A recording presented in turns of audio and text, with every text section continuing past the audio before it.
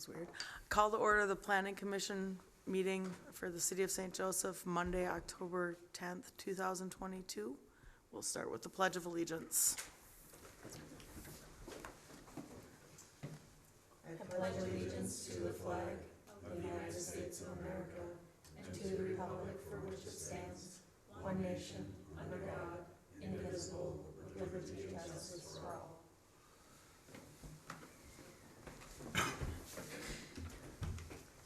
And we've got the agenda in front of us. Are there any changes or additions? No? I guess I'll make a motion to approve the agenda. Second. We've got a motion and a second. All those in favor? Aye. Agenda's approved. We have the the minutes from the September 12th meeting in front of us. So moved. Okay. Are there I second. any questions or comments or additions, changes? All right, those in favor? Aye. Motion carries. New business, we have a banner sign for Winter Walk. Move to approve. All right.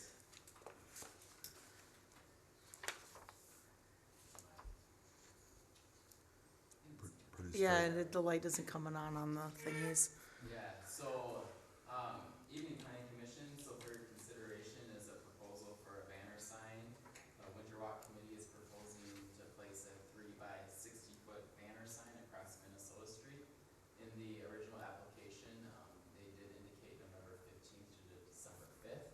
The ordinance does, require no more than 21 days, but they would like to request a adjustment going from November 1st to December 5th. The goal of this banner sign is to do multiple different events, to have it on one banner sign. So to allow for increased marketing and advertising, they'd like to just ask the commission to consider from November 1st to December 5th.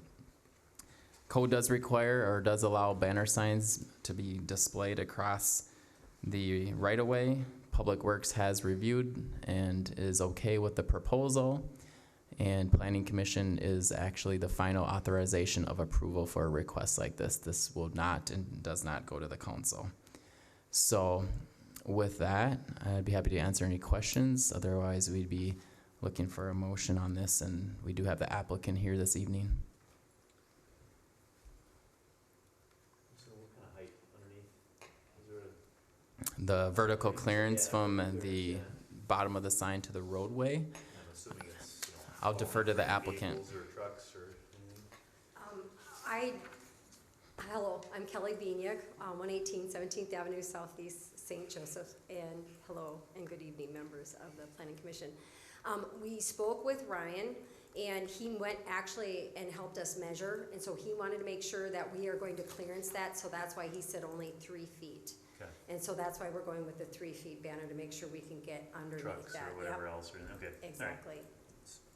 And just to let you know, as we are collaborating with the CVB, that's why we asked for it for a little bit longer for Shop's Mouth Crawl and the Snow Fest, along with the winter.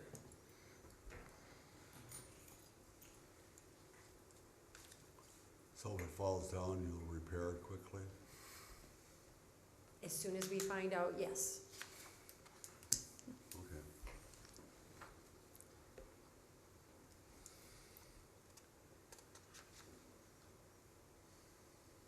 Looking for a motion? Yes. Yep. I'd make a motion to We approve. already have that. I second. We've got a motion and a second. Is there any further discussion? All right, those in favor? Aye. Opposed? None? Motion carries. Thank you. And then we also have parking arrangement at 103 First Avenue Northwest. Yes, thank you, Chair. So for your consideration here this evening is a parking proposal. So Shannon Weiger is redeveloping a parcel at 103 First Avenue Northwest. Parcel is zoned downtown commercial. The redevelopment will result in a conversion of the existing residential use into commercial office space.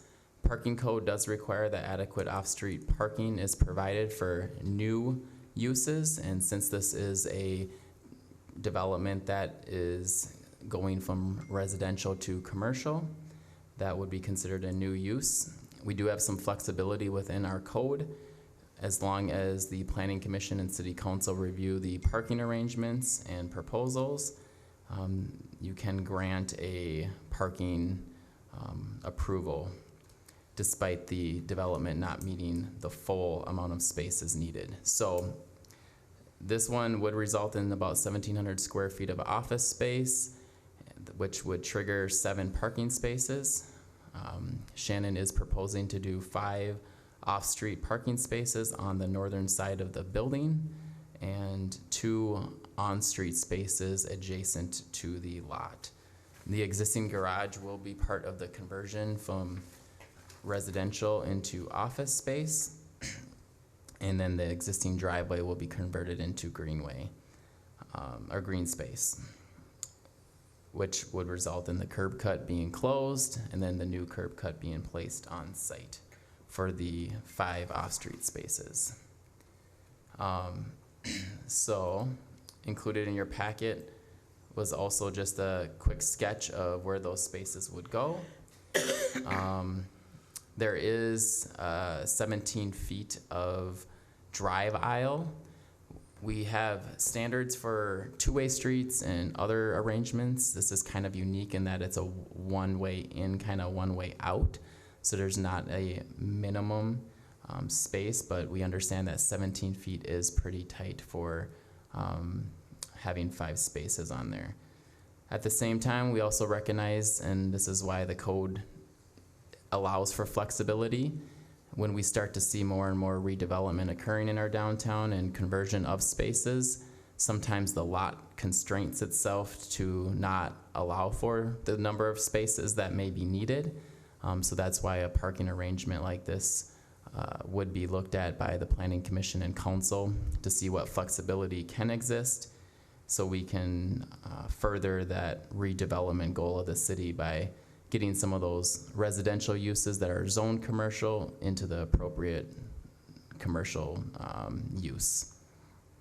So with that, questions? The applicant was gonna be on the Zoom call, but it looks like she might be on the wrong link. So I'm not sure if she's logged on or not.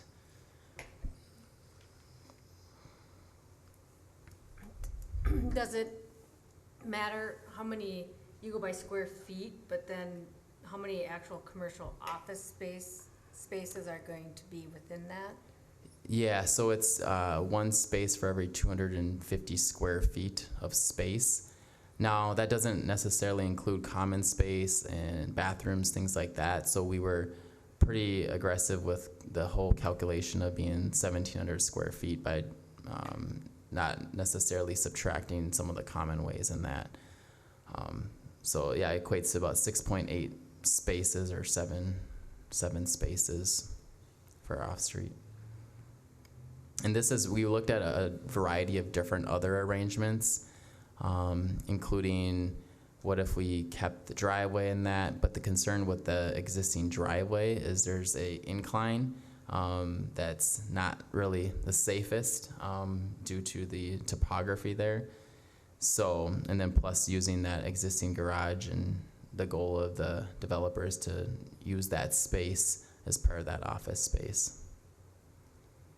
Does this configuration as it stands allow for adequate setbacks and anything like that from those property lines? Correct, yep, so it'd be a 6-foot setback from that front, and then also from the west, so we did calculate that in.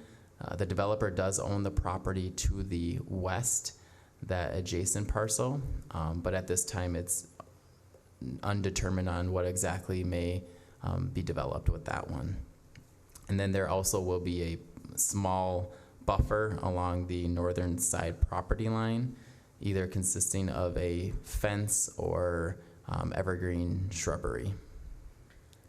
And what is there distance, is there a offset or buffer from that property line with this configuration? So from the north side property line? Yeah, So that 17 feet goes from the edge of the stall to that property line. And then the setback would essentially be that buffer or screening. So you have about a foot or so where you would have either a fence, or if there's some shrubbery, there might be a couple feet. so you wouldn't have a full 17-foot drive lane then? Um, I mean, if you're gonna put a fence in there, some sort of shrubs, yeah, I'm just thinking you're back, you've got, and maybe I'm reading it wrong, but if the buffer is on the south side of that north line,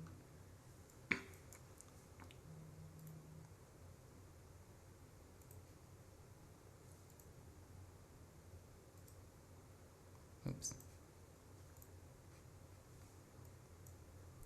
highly exact here too. Yeah, right.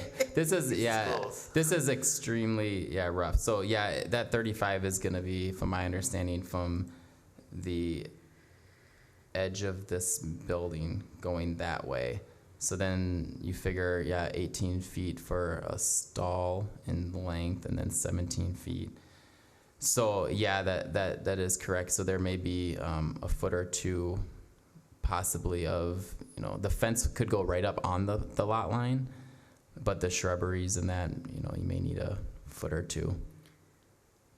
Isn't that an either or statement? They're doing shrubs or a fence, not both? Yeah, so the developer isn't 100% certain what one they're going to do. We just indicated to them that they should have screening up there and a buffer, and either a fence, solid fence, or solid coniferous types of vegetation would work. Yeah. Can you go back to that picture you? The aerial? The Google Maps? Yeah. Yeah. I mean, and that is a residential right next to it? The house to the north there, yeah. Yeah, so this is existing residential use. It is zoned commercial. So we would envision that at the appropriate time, this would be converted into a commercial use as well. Right now, it's essentially a legal non-conforming use. But that has to be when they sell it, when they decide to sell it, so up Correct. until that point. Well, it Yep. can still be sold as residential too. Yep, you can continue that use indefinitely, essentially. But yeah, the goal of the city would be to have the uses that are residential but zoned commercial eventually convert into that commercial. I mean, I know from here, it's hard to tell at that angle, but it seems like it's right. On top That's of what it. Right I on was, top as of long as, are we sure there's 6 feet from that house? Is 6 feet, is that what the setback is from the house there? So the 6 feet is going off of the side That's- lot lines here. So there is no setback on the neighbor's property at all? No, because there's no parking spaces being proposed on that north side. Okay, so Yeah. they can go right up to that property line. Yeah, as long as there's not parking spaces Okay. being placed there. So I have some concern with that limited 35 feet. I'm assuming that brings them pretty close to the existing garage house building there on the parking side of things, in addition to having a fairly narrow drive lane of 17 feet. I mean, I don't know that I've seen anything narrower than 18 feet go in, and that's tight. And then putting a fence or some sort of vegetation in there, you're really knocking that down to 15. I'm struggling with that 35-foot of width being enough for parking stalls and a drive lane in there. I just don't see it as being, I get the intent of what it is, of, what's trying to be done, but I'm not sure that there's enough space there. One of the other ideas that we did discuss a little bit was doing angled parking to have a little bit more easy to come in, but then you have the issue of going out, which Yep. is even worse. That's not gonna So work. it's all one enter and enter in the same gut there. Yeah. So why doesn't she, go through to her existing parking lot? Because the existing parking lot that she has right now butts right up to that property. Yep. So that that's- is one of the things we did talk about. So that property to the west is if we had the drive lane come through this way and then go up that way out to the alley and have a one way in, one way out. That way folks, when they back up, they can kind of just come this way. It might allow for a little bit better traffic circulation and then more parking over on this side. A lot of it is the unknown exactly on how this parcel will develop. And then also how many spaces will be needed for that. And then, it does come down to also cost of running a paved driveway through this whole thing, up all the way this way, and then adding spots all along that. It might be prohibitive to the overall development. Can you put up that Google map again? Mm-hmm. How wide is First Avenue Northwest? 36. 42, I'm guessing, 42 Yeah, face to about that. face. Yeah. So 2 12-foot drive lanes is 24, 42, 18, 9-foot parking. So there's adequate space on that road there is parking allowed on both sides of First Avenue Northwest, correct? I mean, there's no parking there.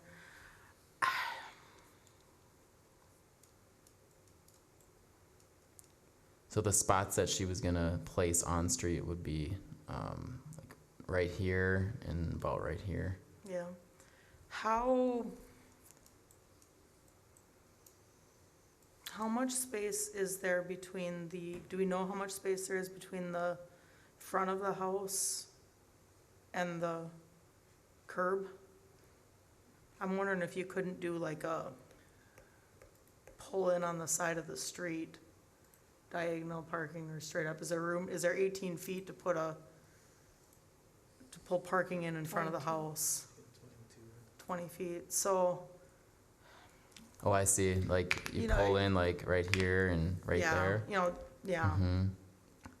I mean, Yeah, I would say the concern with that then is probably the sidewalk. Yep. Yeah.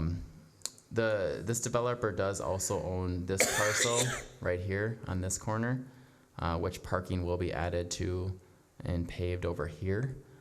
So the commission can look at other types of arrangements as well, to meet some spacing in that, if you had some over here as well. is there development of that going on at the same time proposed, or is that not a concurrent thing? Yeah, a lot of this will be coordinated. I know the goal of the developer is to, when this gets paved here next spring, that this all will get paved in one shot.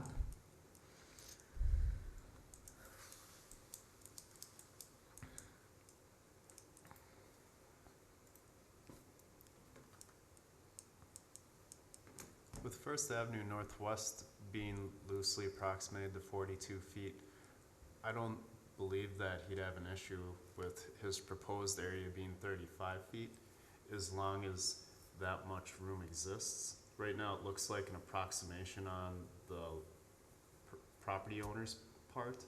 So I think if they got more definitive measurements of the space of their property, the north edge of their building to their northern neighbor, if they had finite numbers like it's 36 feet and 5 inches, if they knew definitively what the spaces they're working with, then they could definitively say, my proposed area does fit in this area, or he might come to find out, well, I only have 33 feet. So I will say that we did have the property owner go out and find and locate that northern side. So despite the sketch looking rough-ish, the 35 feet is reflective from the edge of that building towards that northern property line. So if you're gonna park a car, you've got 18-foot deep parking spots, right? I mean, how often, people go right over the top of that 18-foot, with their overhang of their front of their car. I'm concerned about somebody backing into a fence out of their spot with that 17-foot. I'm concerned with somebody overshooting the parking and not having adequate space between the parking and the parking in the building, with the front end of the car. It just seems like it's a little too tight to accommodate. Even What's 17 needed? feet, if you have two vehicles, one going one way, one the other way, I mean, that's really tight to try to get side by side there. I won't be If you able look at a to parking get space, out there 9 with my feet. No, I know, I wouldn't even try with my truck. No. Yeah, And I would imagine that most of this parking that would be off-street here is gonna be employee use. right. And then if there's customers, again, it's an office space, so customers will probably be more infrequent than your retail establishments, that would then occur on-street. So you might have minimized traffic coming in and out, you know, maybe 3 spots for employees or whatever. I don't know the employee count. Can you, But something to can keep you in mind. put some type of condition on the future development that there needs to be some, Additional parking? yeah, a free, you know, like the through fare there where it goes to the back and reduces maybe the amount that's in the front or something that, I don't, if that developer owns a lot of those properties and has intent on doing that, if, It's really up to the commission on what the commission feels is the appropriate quantity of spaces where those spaces should be located, whether it's off-street or some on-street or a combination of such. And then that recommendation would get taken to the council for their final action. So, yeah, I wish for some reason the link that She said she was. she has is not working. I wish, like, it'd be very helpful to see more of it, you know, we can look at this one parcel, but it'd be very helpful to have more of the overall development plan of whatever parcels may be there. Now, I know that it's difficult when things aren't phased at the same time and you've got some temporary and some that. But I think that if we had an overall view of, you know, you said there's the parking lot going in the northwest corner quadrant up there and things like that. I think it'd be really helpful to see, to make sure that we're using the best use of space and the best use of the developer's dollars to put in adequate parking in a configuration that makes sense. You know, just looking at this one lot, I don't think it fits. I mean, I don't think you can fit parking and a drive, you know, parking and an access in there. is the building right next to it, to the west of it, is that the yoga place? One more over. That's the next one over. Yeah, so Oh, this that's is, that. yep, That's right here on the kind of corner in the next to the middle post So office. did that business have any required parking spaces for it? Correct, they're gonna be adding parking in Oh, this they- rear here. Okay, so they Yeah, didn't when they yep. originally were, Yeah, yep, so they put down, a base here, but, they'll be paving it in the spring. They've had numerous issues with trenching and plumbing and that, so didn't wanna come in and have to Rip up the rip up the pavement. pavement and that too, and, you know, Did that ever come to the commission for, that did no, need so to- they were able to meet spaces and stuff with Okay. that one, yeah. do you know if there's That's a- additional that's a- space Yeah, in there? extras. Yeah, so, kind of how I stated earlier, is definitely if there's not space within this one, there would be space in this next one. And they'll have to add space to this one anyhow. So own that's that lot as something well. that commission could comment on or could recommend that, you know, maybe you only do a couple spaces over here and then you meet the rest of the parking over here along with your on-street spaces. That could be a part of the Why are condition. you counting on off-street or on-street spaces in with the off-street requirement? Yeah, so the That park. don't make, I mean, Yeah, the parking code allows the council and the commission to look at a combination of on-street and off-street. So we're required to, or the code requires to have a certain number of off-street spaces. right, But if those off-street spaces cannot be met, then that's where you can look at different parking arrangements and flexibilities. Because I think the code recognizes that some lots, you can't do a lot. You know, like this one, for instance, you're looking at the only location really that you can add spaces to. So the remainder of those spaces have to either be a few on street or adjacent property. Or they're And not allowed to go through with the project. We have a parking problem downtown, period. There is nobody that has adequate parking for the amount of business that's coming through the city. Okay, so once you start Piecing in. negating the requirements, you're just adding to the problem. You know, we had one example, Corey Ellards, well, Mr. Dietz built it at the time, that office space down there. He didn't have enough off-street parking, so he actually owned the lot next to it too.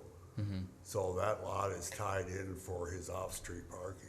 And there was no discussion of mixing off-street with on-street to meet the requirement.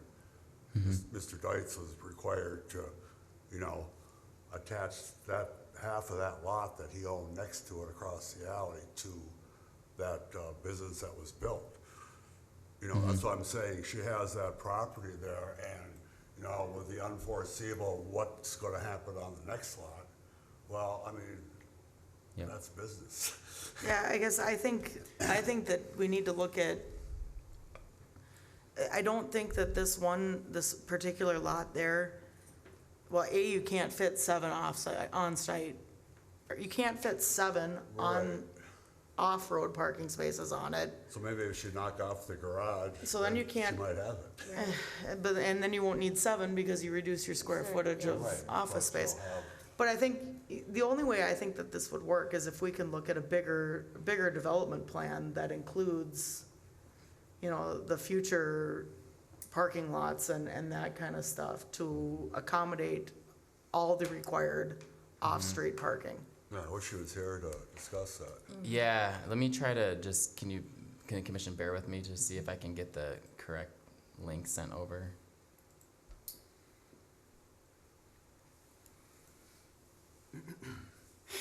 Because we just went through a whole bunch of parking complaints downtown. I don't know if anybody else has, but I have, and the rest of the council has, about all the parking with the events going on, with the Bad Habit, the White Peony, whatever the other places.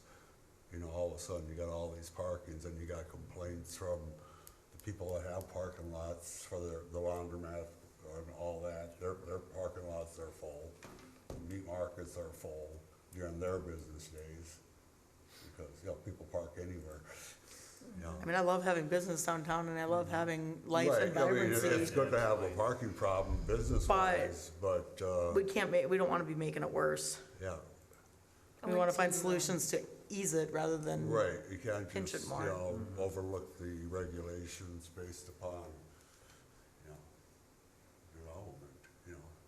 Yeah, I went to O'Did's, it's been a while since I've been there, and drove around for maybe 10 minutes to try and find a parking spot, and then was way back, and I don't even know whose lot it was. I don't know if it's Bad Habits or if it was St. Joe, but it was more across from Bad Habit, and I had my mom who I didn't want walking on over all these curbs, but I'm like, okay, just be careful.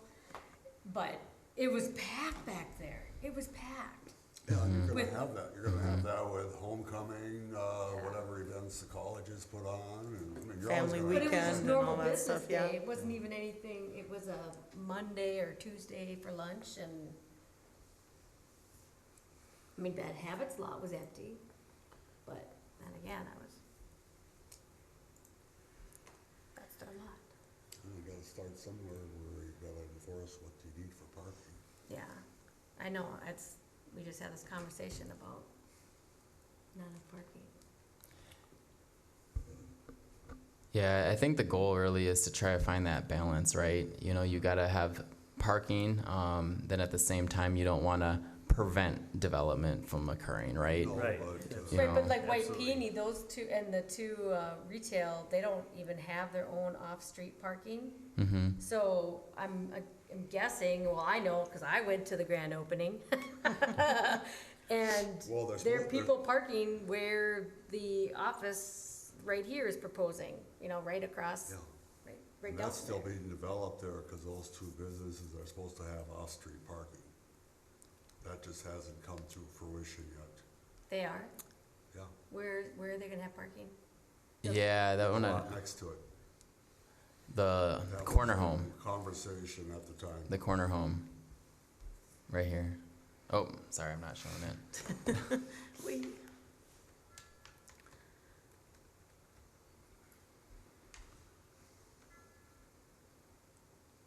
This one. Yep. so I guess at this point, I mean, without, Let me just check if she's on.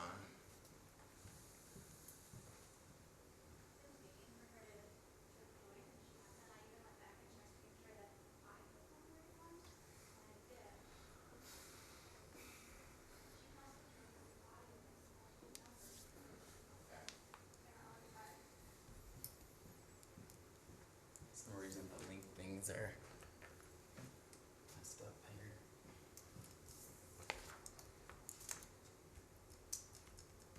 No, as it goes, I mean, I don't think there's any approval that we're gonna be giving on what's recommended right now. Who owns the one just to the west of The west, 105? he said that's a rental unit house. Is it rental unit house? Okay. Yeah, So we can also kind of pause this one and move to the next one and then try to circle back, and if she gets on by then, she gets on. If not, Okay, then we can go from Let's there. do If that. that's okay? yep, let's Okay. do that. In the interest of keeping things moving. So then we are back to old business, the cannabis and zoning. Yes, so, at the last planning commission meeting, we talked about various different languages, buffers, how to define cannabis within zoning, what would be appropriate buffers to have. So staff did take a look at some of those items that was brought up. The council did look also at ordinances specifically tied to the licensing element of, the cannabis at their September 6th meeting. And that's where we have language that had those limitations and those buffers, and the commission had commented what exactly is a youth-oriented facility. There's question marks on that and a lot of gray areas. So looking for additional input, specifically, we also did look into the adult entertainment ordinance. I know that was brought up as well, and what are those buffers? And those buffers have 500 feet of separation from other adult entertainment uses, 1,000 feet separation from hotel, motel, nursing home, daycare, church, school, residential zone property, public parks. And then those are only allowed in the industrial district. And of course, that use, it looks a lot, is different than the cannabis use. So within the packets here, I did include some examples of buffer maps, including the first one is 1,000-foot buffer from Centennial Park, which eliminates a lot of that frontage along the Highway 75, specifically near the downtown area. We also have a buffer from the Wobegon Trailhead, which we would classify as a park, and that also eliminates even more so properties going to the east along 75, along with another neighborhood park here, Cloverdale Park. This is from the parish, and then this is from the Mission Nutrition strip mall over there. So this 2,000-foot buffer, if you recall, one of the items we talked about in the language that's drafted is 1,000 feet from youth-oriented facility. Again, we'd have to clearly define that.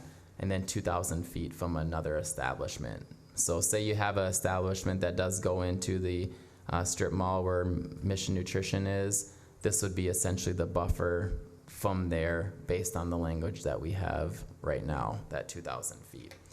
So we also tried to define cannabis, and this definition is actually taken directly from the city of St. Cloud. So what they defined is cannabinoid products. So they didn't necessarily differentiate a convenience store that may offer these products versus a retail dispensary that only offers these products. I know we kind of talked about that a little bit as well. So they just had one definition, and then they actually just added that definition into their appropriate zoning district, commercial zoning district. So if this was our code, you know, we talked about the B2 highway district, this is how that would kind of be inserted. But going back to some of the items that looking for direction from the commission on, those include, is B2 the proper zoning district? And then if so, that 1,000-foot buffer that we have where it talks about youth-oriented facility, should we narrow that down and just define that as like parks, schools, churches, make it more black and white so there's not as much gray, and what does that buffer look like? So I'll open it up for input, anything that I just covered or anything that's highlighted in that memo. Where did the 2,000-foot buffer come from? That was just a language that was taken actually from City of St. Cloud Okay. initially. Yep. I guess I'd be tempted to look at that, to change that 2,000 to match the 500 from the adult. Okay. I mean,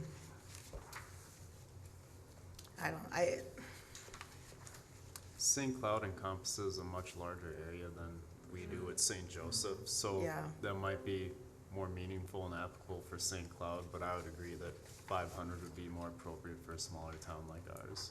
and we have some consistency with that being a radius that's already used in another ordinance. And when you say 500, would you have the 500-foot buffer from other establishments and from the schools and the churches and those youth-oriented That's facilities? another question. I Okay, guess yeah. I would say for sure from the, from another establishment would be 500 rather than 2,000. I mean, I think that makes sense for the size of The St. other, Joe. other establishments, but the But overall the- buffer, I believe the number that's out right now is 1360. I saw that somewhere. 1360. Yeah. In St. Cloud? Yeah. It's a quarter mile, Um, I would imagine. So, yeah, they looked at a couple of different, it might be like, 1350 or something like that. And they have that established for some other uses that they looked at that one, and then 350 feet, I think, was the other. Because 350 feet is the standard notice that you send for public hearings and things of that nature. 1360 be quarter mile. Yeah, yep, quarter mile. So I was looking at, another city next to us, they were doing the same thing here in their meeting last month, and they didn't even mention anything about youth-oriented facilities and the 1,000 feet, so I was really confused why they wouldn't have, and if Which city are you referring to? Way Park. Way Park? Yeah, and they're discussing the same thing, and I read through it again, and read through it a couple times before, and I'm like, why is that, is that like recommended language for, that's where I was just a little confused. At first I thought that was I don't think there's any boilerplate recommendations out there anywhere. No, yeah, so that's so all the area cities took a moratorium on this to really try to research more, but again, this is new to everyone. So we're a lot of the times looking at those regional cities that have the capacity to really look into these things even further than what we do. So that's why we're kind of looking at what St. Cloud has done or is doing. But again, yeah, St. Cloud's geographical boundaries are way different. They're way larger than us. So I think we also need to keep in mind being consistent with our own kind of already regulations, whether that's that 500 foot that we have established, or 350 feet is another one, because that's a standard radius where we send public hearing notices to and other things. So, yeah, there's not a golden blueprint out there quite yet, I would say. The area cities are trying to remain consistent with their, to keep it the same. It's not that you go from one jurisdiction to the next and the rules are different. Which works to a point. I mean, Right. yeah. So is this, I mean, excuse my ignorance though, I mean, are these products, like, they're able to get some type of buzz from these products? I mean, is this, I really don't understand where they said a non-intoxicating, Well, that was a thought that I had too, because how is it different from cigarettes then? Well, And you could even argue that maybe it's. well, how's it different from maybe having an cigarettes are alcohol worse if it actually establishment, is, like 5 of them right across from I don't know, each other? if it's truly not That is intoxicating. 21 plus. I don't know. That's what I don't. Yeah. You can drink alcohol, you know what I mean? Or have alcohol across from the, I'm throwing that out there. No, I agree, Yeah. and probably due to ignorance, I don't really understand why the term non-intoxicating is used there Yeah. also. Yeah, Otherwise, what are they buying these things for? What are they buying these products for? well, I think that non-intoxicating comes from the, where did I see that? I don't know, never mind, I take that back.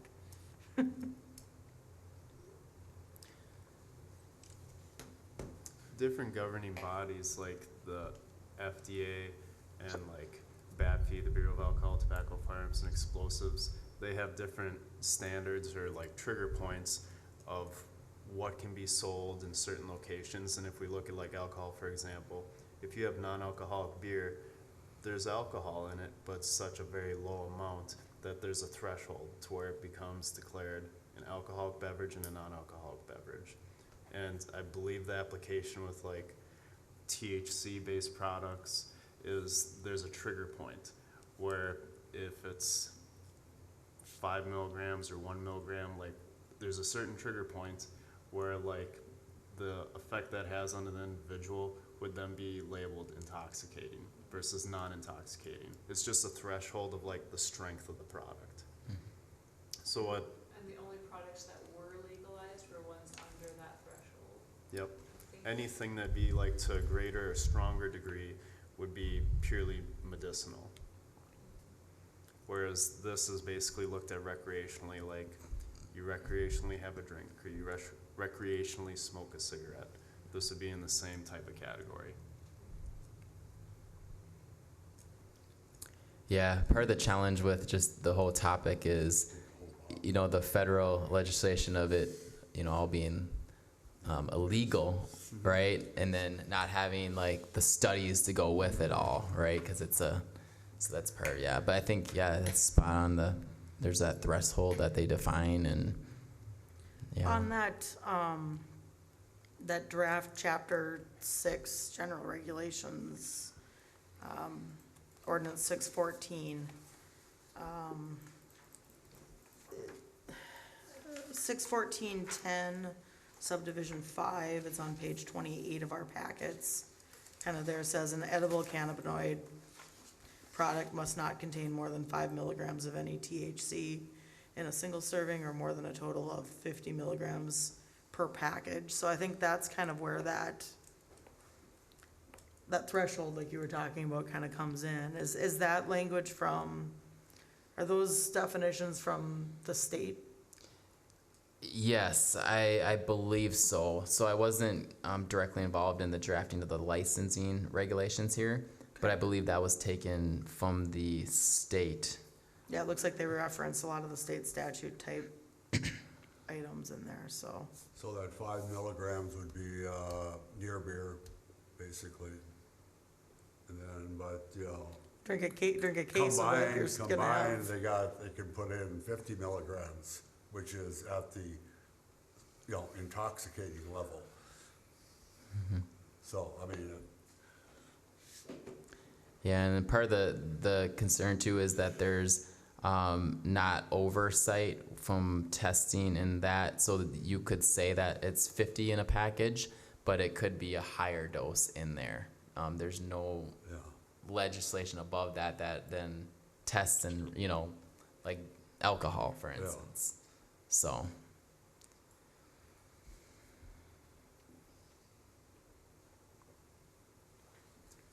So at this time, are we looking to provide guidance for the city council on where businesses can be located within the city? Or are we looking at approval or disapproval of allowing it all together? so really a couple things. We can't disallow it.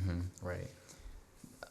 Couple things. So we're looking at one, what's the appropriate zoning district, and then two, what would be appropriate buffers, if any buffers, for this. So we're looking at really the zoning elements. And then how we're defining it too, how we have it drafted. Again, that's following St. Cloud's example. So right now, we have the B2 Highway 75 district in there, and we had originally looked at, I think, the B1 district as well, which was the downtown. Yep. But we said that was pretty much eliminated because of the 1,000-foot radius. buffer. So if we were to eliminate or shrink that buffer, then we probably want to look at the B1 district as well. Is that, I mean, Well, I'm for just throwing it out under the adult entertainment, but it's not, I mean, it's, I don't, I see where you're coming from. Right. I believe it'd be improperly categorized as adult entertainment because it's closer to a cigarette or alcohol than it is Right. to adult entertainment. Well, myself as a city leader, my point is to not provide anything for adolescents or teenagers or young adults that'll discourage their development as a citizen. Sure. And if you look around and if you're aware of what the world is like nowadays, I don't feel morally, I can do something about it myself. I can say, no, you aren't gonna have adequate access to this stuff. If you wanna get it, fine, go get it the way you're gonna get, like any substance is gotten illegally or whatever, go, on your own. But me as a leader, I can in good conscience provide some children access to that, whether it be through, illegal means or just let it go wild, it's time that society, and especially children nowadays, are put to the curb. That's a little old school, but that's just the way I feel. There's not enough control on kids nowadays. And whether it's 21 or 18 or whatever, they're gonna get it. We all been there. You want something, you're gonna get it. I don't care how old you are. 12, 13, I see it every day. I think you got a bit off track, but I hear you. I think the 500-foot buffer would be something that definitely suffice, and there's already age restrictions in place. So we're just trying to identify what would be a buffer and what Right. zone we want to have I'm this just in. saying, why not just go, we put it out in the industrial zone? Why put it in your retail stores? Well, that Well, is different, there was a, there's no retail in the industrial park, Right. so, I'm just saying, keep it out of reach. this is like, The further away you keep it from the normal population, the better off you are. and there's a, And if you want medicinal THC, get it, go to your doctor, And then as soon as, whenever Minnesota legalizes recreational marijuana, so be it, but I don't think that'll ever happen. There's states that have it right now out west, and if you really look into these states and their social culture, it's not good. wasn't always good beforehand though either.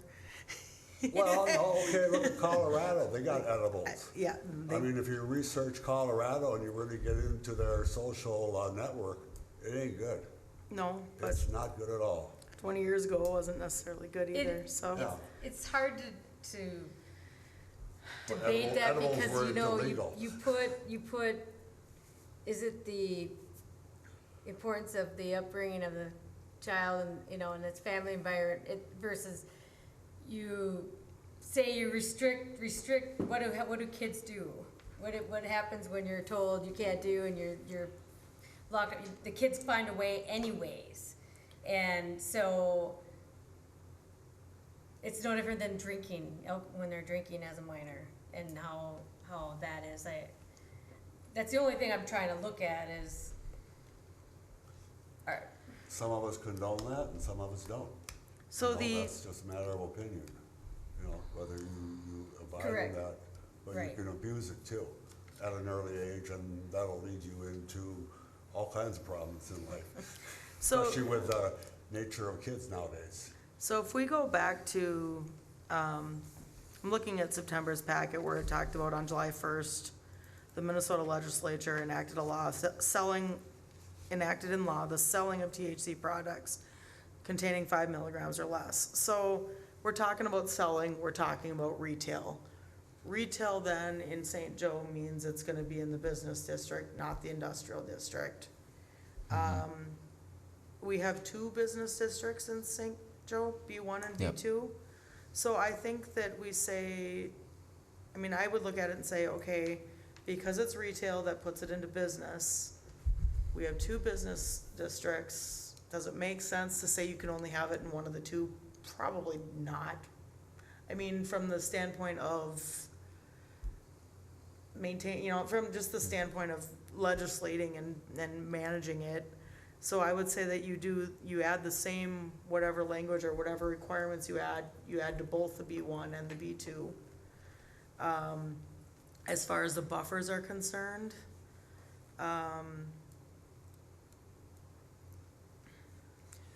So- I kinda like I like the 300, I kinda like the 350 feet because that's a statutory notification boundary radius. Like if there's a public hearing, you have to notify parcels within 350 feet.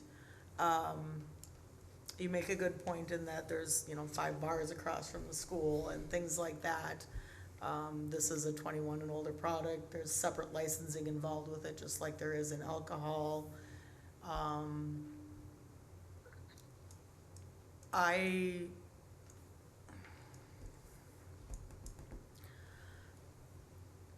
guess if the city's intent is to,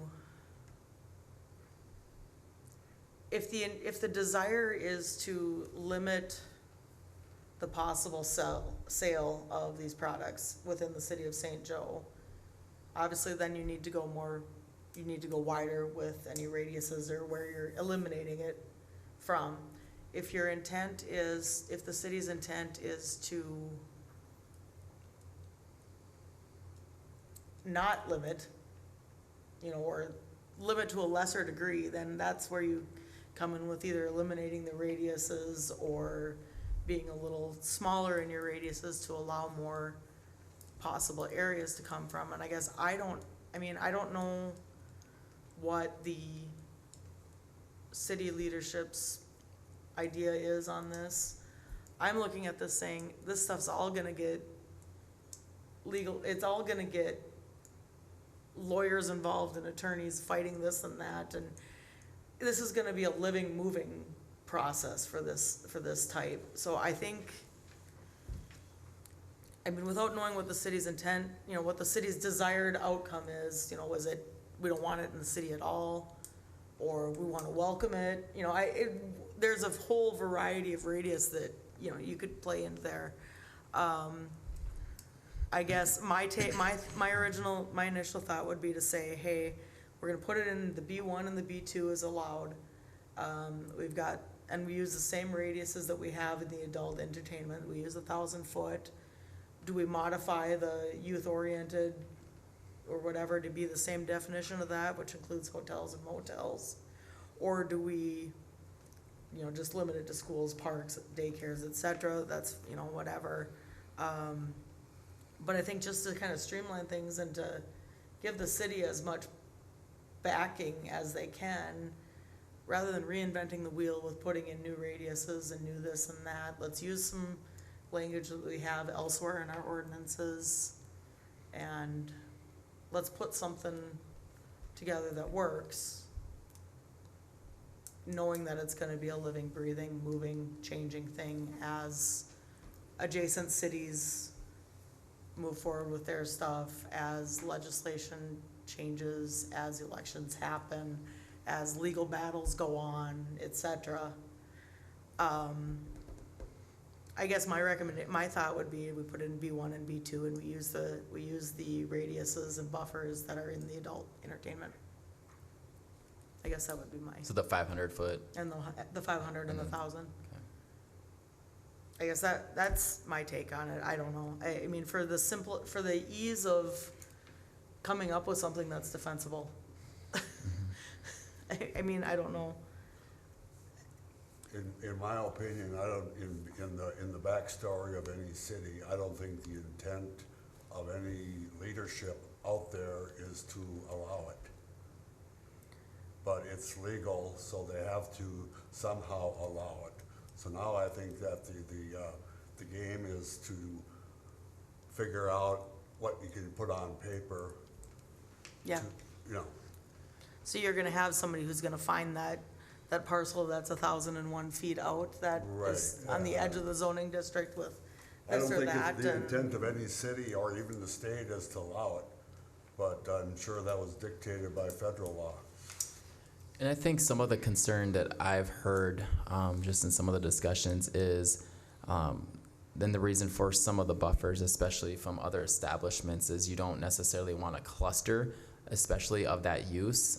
If you think about the downtown, some downtowns may struggle more with filling space and those things, and maybe you have a cluster of a certain use. You could go down, for instance, bail bond facilities. Do you want a bunch of bail bond facilities in your downtown? I don't know. That's a question for that city, right? You could go a variety of different uses, but I would imagine also with the legislature that things will be changing, and as the new season kicks off next year, that there'll be some tweaks also within the state for some of this, but. Yeah, it really comes down to, appropriate zoning district and buffers, yes, no. If so, what should those buffers be? So you said the 500 feet would be between another establishment, and then the 1,000 feet would be And the the youth schools, the oriented? churches and all the other. So this Yep. one, the adult one has hotel, motel, you wouldn't have to. Yeah, I would say you could get rid of the hotel, motel, Nursing nursing care care, home. so it'd be daycare, church, Um, school. I think you Take- could get rid of church. Daycare is kind of a funky one. Do we have any Yeah, in-home that's gonna daycares be, that are close, that are in that? that's gonna be hard transitional from an district? administration standpoint, because there's just I a think lot of we've gotta daycares just- out there, and Gotta go like, school and public park. okay. You're omitting residentially zoned property, I assume. Yeah, well, I mean, Because you're only gonna allow it in B1 and B2, That would take right? yeah, Yeah. That would take out everything. Yeah. No, take out, this would, 1,000 feet yeah, for residential correct. zone. Yeah. That'd take out pretty much everything. So school Okay. and public park. You're taking out church. I think so. Because it has to be, what was it, 25% of Yeah, the youth definition of oriented. youth, so you can't. Originally, there was the term library being thrown around, but we don't have a library in St. Jude, do we? No. no, St. Ben's. They're also a school, do they count as a school, a university they do, in this instance? they do in this instance, yeah. So I guess I would I'm say fine with public that. park and school. Okay, so yeah, what I have, I just wanna make sure, and if this is the consensus, permitted in B1, B2, but 500 feet from other establishments and 1,000 feet from public parks and schools. Did I capture that right? I think, yeah, that's, Okay. you captured what I had stated. Now that, so that, yeah, that 1,000 foot, because from like, if you look at the picture from the parish, I mean, that eliminates your bulk of your B1 district right there. Correct, yep. I think that that's, I mean, it's as good of a starting point as any, in my opinion. Okay, yeah, that's perfect. That's the direction that we need for that. Unless, I mean, do we need a motion? We don't need. No, we're just looking for direction. So at this point, what we'll do is, we'll take back this recommendation and look to see where we're at with the licensing ordinance. If we bring this back as a next step, then it may be in a formal draft, with public hearing, and, we'll draft it how we kind of have established this evening. From a zoning perspective, the licensing element, that may look different. I like how this draft licensing, I like how they referenced statutory stuff.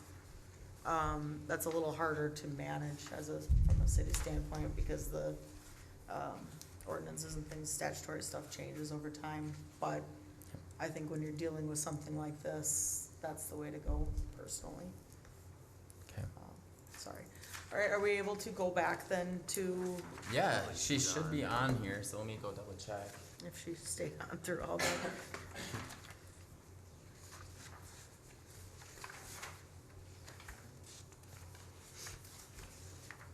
There she is.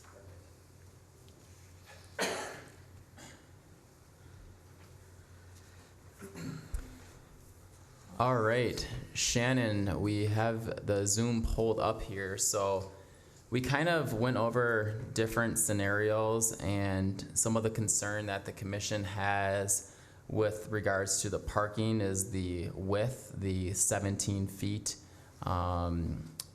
with the parking there, and just trying to, maneuvering and exiting and entering from there. So, we'd look to get some input from you, Shannon, on different scenarios that you looked at. I know we went through a couple of different options. She's moving. Hi, everyone. Sorry. I am down in Florida, and the Wi-Fi obviously down here is a little bit spotty. So if I could have just 30 seconds here to get to a better spot, you just bear with me for 1 second. Sure, thank you. Where's that coming from? That speaker way up there? Is that it? No, no idea. Or is that a speaker? No. I hate Zoom meetings.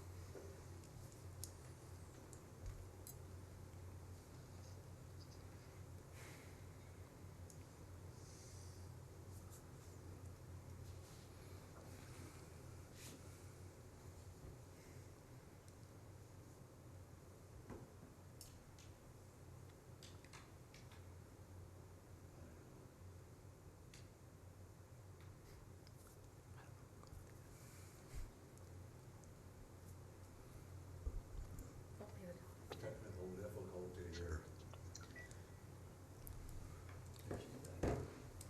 Hi, Shit. everyone. Sorry about that. I can't hear that. Oh, hello? Can you guys Yeah. hear me?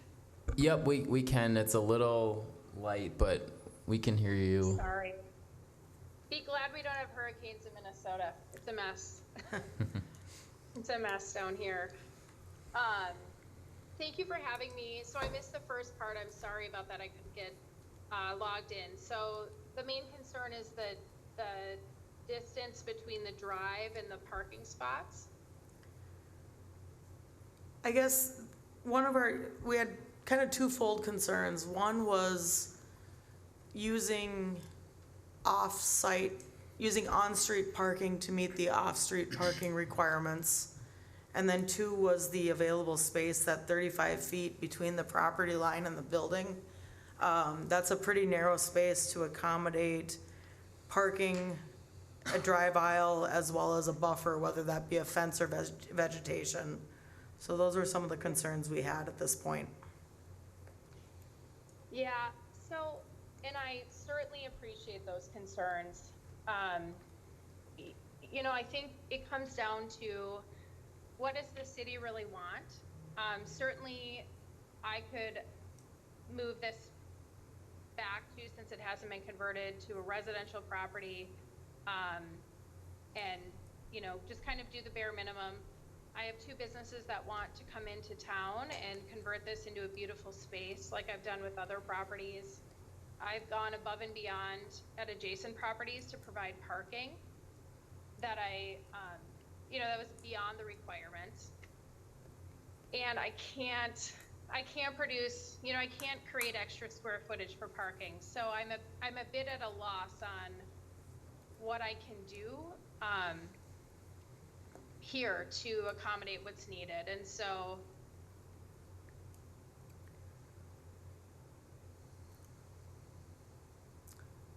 I guess one of the things we kind of had talked about was, and I'm sorry you weren't able to join us earlier,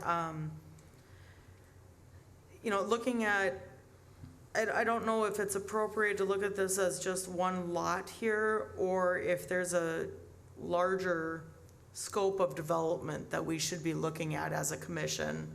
I know you've mentioned you've done some other development and some additional parking beyond the requirements, and I think in order to, I guess it would provide the planning commission a better picture of the overall, if we were able to look more at the overall development plan or scope of things rather than just this one particular lot. sure, and I understand that, but, you know, what would happen if there was someone who is just developing this lot?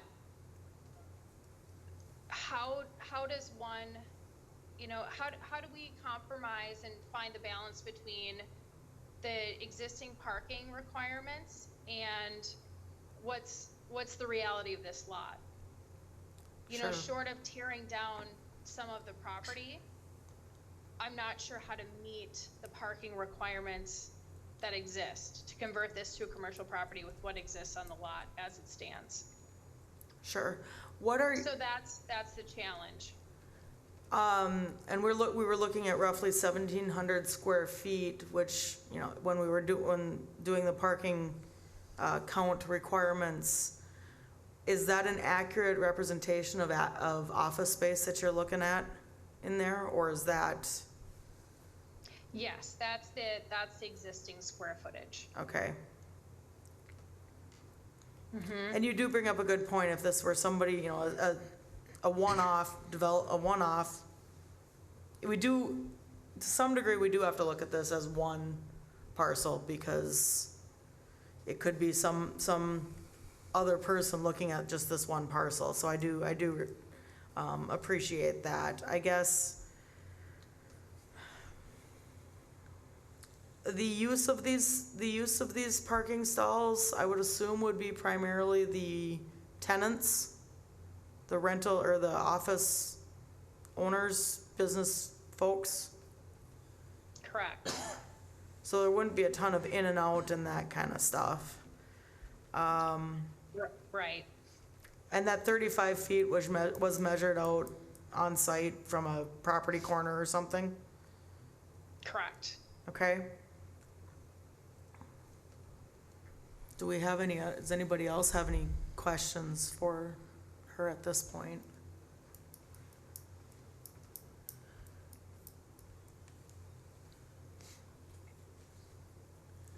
Say, Shannon. Hello. Hi, Bob. Hi, how are you? I'm good. How are you? I'm not too bad. Say, you know, with this whole, with you being all around there, You know, we've had a plethora of parking complaints. There's not enough parking here, you know, the yoga's taking up this, the P&E and the White Pony, whatever, is that the right names? But, you know, taking parking from other people, other businesses, and when you have events and they're, you know, it's overflowing into other people's parking spots, and, you know. That's what I'm kinda dealing with. You know, so if we, alleviate the parking requirements, we're going backwards. We're not, addressing issues that are coming forward to us. So is there any way you can yeah, accommodate you know- any of this parking on the west of that property? Yeah, so, you know, as the owner of the properties, we're at K Power, Eating Elevated, White Peony, WR Home, they never expressed any complaints about each other's, you know, taking, you know, it's a fine line between parking contributing to economic contraction. So if Right, we're going to, I understand all you know, that. and to be honest, you know, when I park at Target, I always park further in the closest spot at Target than I would park anywhere in St. Joe to walk anywhere. And so I just think the council and the city has to be very careful about how do we define a parking problem, because to be honest, I went to White Peony, you know, I support, these are all my tenants, right? And so I went to White Peony at the height of their event, and I parked in front of K Power and walked to the event. You know, I parked 7 spaces away at the height of their event, and walked in. And I've never really had to find, and I'm in St. Joe every day checking on my developments, checking on my projects, and I've never had to park that far. And being adjacent to the post office, and honestly, the post office employees are lovely. That parking lot is empty all of the time. And I know it's habit to park in front of the post office and walk into the post office, but it is the same distance in parking the post office parking spots and walking around the building as it is parking on the street. And I understand it's a change of habit and change is hard. But there is literally never one time that I have not been able to drop something at the post office and had to walk more than 25 feet, no matter where I park. Well, So, that's I you. just would There's people encourage that have residents- approached me and, you know, expressed the opposite, you know. Yeah. And it's But I gotten would to a encourage point them where to now there's, provide- Yep. it's got. I would just encourage them to provide an example of that, because I've literally never experienced that a single time. Okay. And it's going to edge on, you know, discouraging economic development. Right, in the I town. understand. So we I just mean, gotta it's be a careful. double-edged sword there, you know. Yep.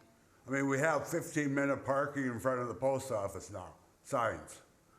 Yep. You know, they're basically unenforceable, but it's, you know, kind of a reminder that people come and go, you know? And And, someone you know, suggested that we have a, And that was actually me that suggested that, to be a good neighbor. But I would also say, I mean, is that fair? You know, should I get our parking in front of K Power?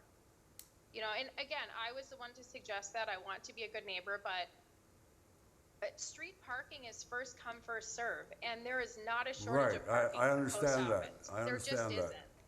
Yep. you know, but, you know, and then the customers don't use the parking lots that are there. You know, Yeah, and neither do the post office patrons. you know, so, Yeah. It's interesting. So I would just say, you know, I would say too that paving a parking lot is incredibly expensive. You know, there's creating parking and then there's paving a parking lot. And so at some point, for example, on this particular property, it is actually more beneficial to me to put up some siding, put some windows on it, you know, kind of lipstick on a pig and sell it into residential and just kind of do the bare minimum. but I also have two businesses that want to come to St. Joe, and it's gonna raise property values, it's gonna raise revenue for the city. And I personally do not believe there's a parking problem, and I would encourage you to just kind of look at other cities who, this is a natural transition that's going to happen.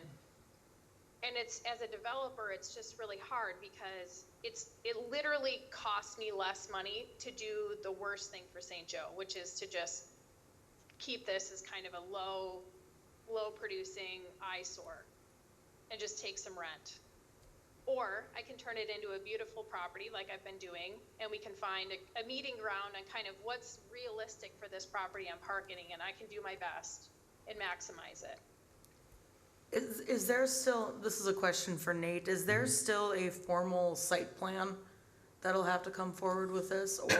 No, since this is essentially just interior conversion, there's no site plan. So the site plan would get triggered if there's a increase in the footprint above a certain percent. So yeah, no site plan application with this one, just building. So that 35 feet, is that measured, like I said, from the property corner, property line, right up to that face of that building, or is that, Yes. so you're looking at paving right up to the existing building and all the way to the property line? Right. So I haven't done, I haven't had a formal surveyor come out, and measure down to the exact square footage, but that was my rough estimate of from the building to the property line, to the best of my ability that I could do. Okay, Is there anything with runoff though from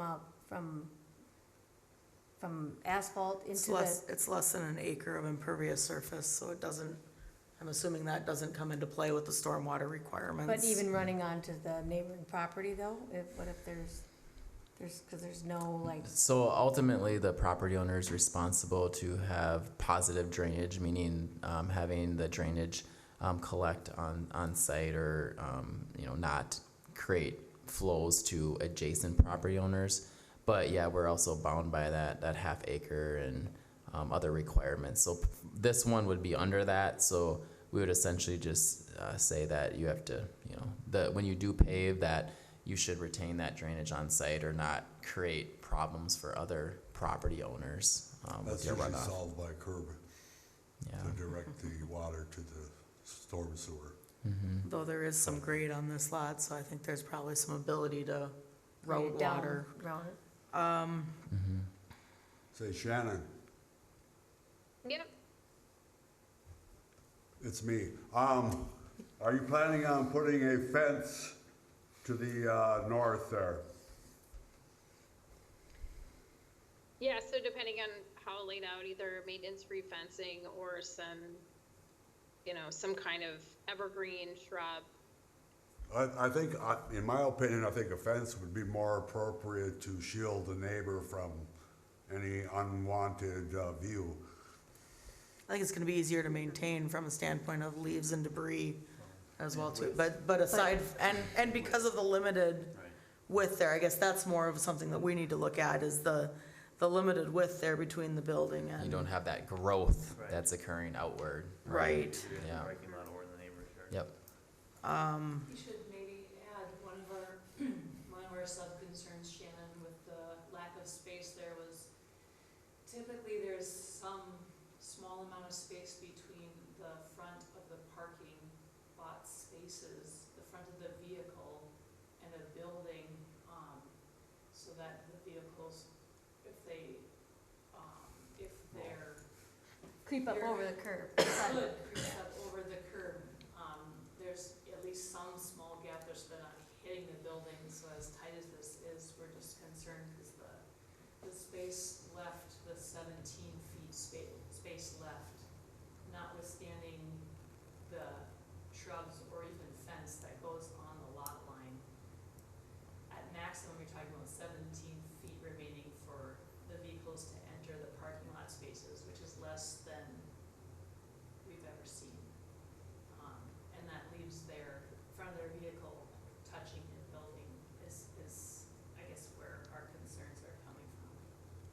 Yeah, and the other option is just parking straight on, versus turning towards one of the properties, but parking straight, pulling in and parking straight ahead, which would limit it to about 3.5 spots from my estimation.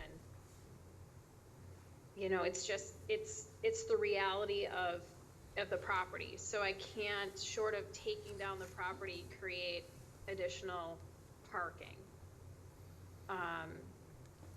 Which is my dilemma. So certainly we could have 3 spots that are easily accessible, plenty of room to back up, or you can have 4 spots that you have a tight turn radius.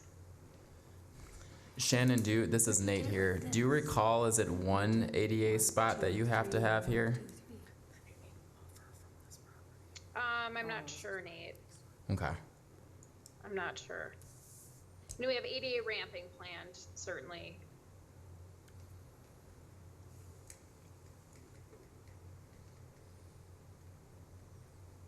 This may be a really dumb question, forgive me, but, what is the feasibility of asking that the north wall of, is it a garage, attached garage? The north wall be brought in even just a foot or two, so that that parking lot turn-in space is not below what feels like the level of feasibility. I think that's probably, assuming that the plan is to utilize the existing foundation, footprint, building envelope. That's a big ask, right? To move I think that. moving a wall is probably more than, at that point, you're probably better off tearing down completely. Yeah. I guess my bigger concern would be, I think that, as a planning commission, we need to ensure that there is, as tight as it may be, at least that 35 feet or whatever number we come up with. Because my concern is that you get out there in the field and when you actually look at it, or when they actually go to pave it or install it, there's really only 33 feet, and then it's not, then that's really tight and really looking tough. But I guess without requiring a site plan, we're kind of limited, aren't we? We always put on like permit applications that the property owner is responsible to locate their property pins and identify those. So, if that's a condition that the commission wishes, we can definitely ensure that that would be followed, that before anything is put there, that they have to find and locate those pins prior to any installation. Excuse me. I guess as a civil engineer, I typically see an 18-foot minimum drive lane in a parking lot. Granted, this is not a lot of in and out movement in a parking lot and things like that. I guess my, bare minimum recommendation, I would hope to see 36 feet, 18-foot parking and an 18-foot lane. Due to the constraints of this parcel and the use of the parcel being office and not retail, these spaces not necessarily being customer, but rather tenant vehicles coming in the morning, leaving at lunch, coming back and leaving in the evening. I guess I'd be okay with a 35-foot minimum width through there to accommodate parking and drive lane. I think the 5 spots of the 7, I think we can probably, I think you're gonna end up having more issues with your own tenants, because it sounds like if it's an office, if I couldn't get my own vehicle in there, which is a fairly large truck, I would not be able to get out, so I would be like, okay, now I'm not gonna be able to park there. That's probably what's gonna happen, you have your own upset tenants. So does that matter to, then what? They'll end up all parking on the street, because they won't have enough room to park there. So then you're really now saying, well, there really is only 4 spots or 3 spots available, because the other 3 to 4 people can't park there because their vehicles are too big.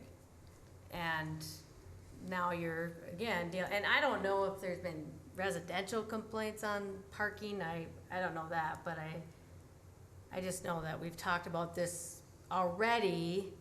And like I just said, to park for lunch, you can't, there's no like parking lot, central parking lot that anybody can park in. It's all for everybody else. You can't park in the, college one during the day. So off-street is difficult, especially, like I said, my mom, she's older. I had to make sure she was not gonna trip on the curb, so it is a concern. It is a concern, and I think that we're just trying to make sure we're not creating more of a problem that just keeps growing. Nate, what do you need from us as a commission? Do you need a formal? So, yeah, I'm looking for a recommendation, and that will be forwarded to the council. I guess I would make a motion to approve the accommodation of 5 off-street parking spaces, roughly as shown in the sketch, with a suggested drive width of 18 feet and an 18-foot parking spot, but allowing a minimum of 35-foot total width. I think that then allows if there does happen to be a little bit more room out there, I think it would be beneficial to use that to provide something that's a little more usable. However, with the constraints that there are and with the use of it. I would make a motion to approve the parking plan to accommodate 5 off-street parking spaces and access to those spaces. It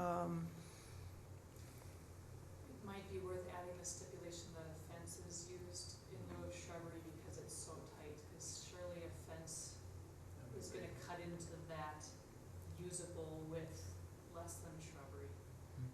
Yes, I would like that added.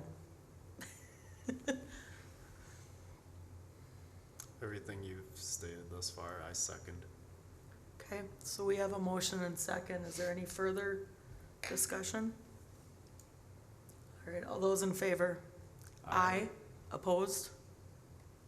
Hearing none. Recommendation carries. Hopefully that's doable, Shannon. Thank you, everyone. I understand it's always a balance, so I appreciate the conversation and compromise very much. Always try and do my best. All right, well, thank you very much for joining us tonight. Sure, thank you all. And with that, then, is there any other business? Just a quick note here. So I just want to paint the picture of how busy we've been. It's just been crazy. So last year we did just south of 400 permits, I believe, for the whole year. And this year we're at almost 1,000 permits. So we're 2.5 times that. Now we had the big storm that came through, so we had the roofing and the siding.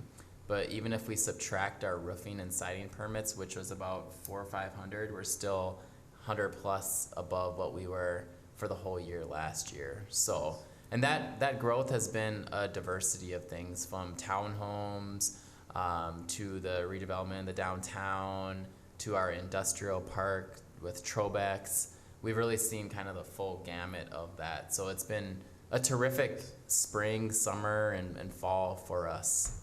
So, Excellent. yeah. No other additional business? With that, I will make a motion to adjourn. A second. Meeting is adjourned.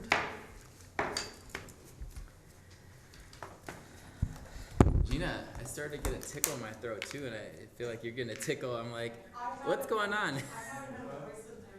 Oh, really? Oh.